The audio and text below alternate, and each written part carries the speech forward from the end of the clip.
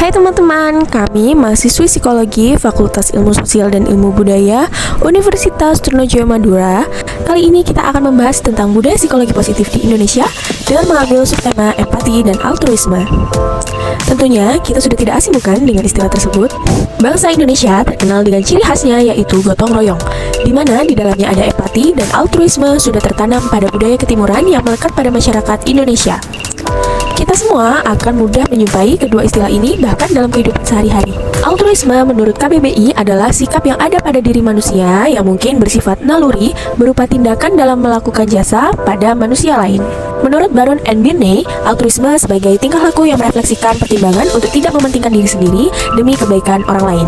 Perlu kalian ketahui, terdapat 5 aspek perilaku altruisme, yakni yang pertama kerjasama atau kooperatif, yang kedua berbagi atau sharing, yang ketiga menolong atau helping, yang keempat kedermawanan, dan yang terakhir adalah kejujuran. Salah satu faktor yang mempengaruhi seseorang melakukan perilaku altruisme adalah empati.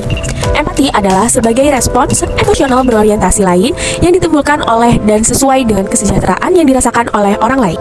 Lalu bagaimana ya contoh nyatanya? Contoh nyatanya, di kondisi pandemi virus COVID-19 yang sedang mewabah saat ini, tidak melunturkan budaya empati dan altruisme masyarakat Indonesia di tengah krisis ekonomi, sosial, dan budaya, dan diprediksi akan mengancam orde ketertiban dan tatanan sosial komunitas. Justru, di tengah situasi krisis dan kritis dewasa ini, muncul dan bangkit sikap empati dan altruisme dari masyarakat.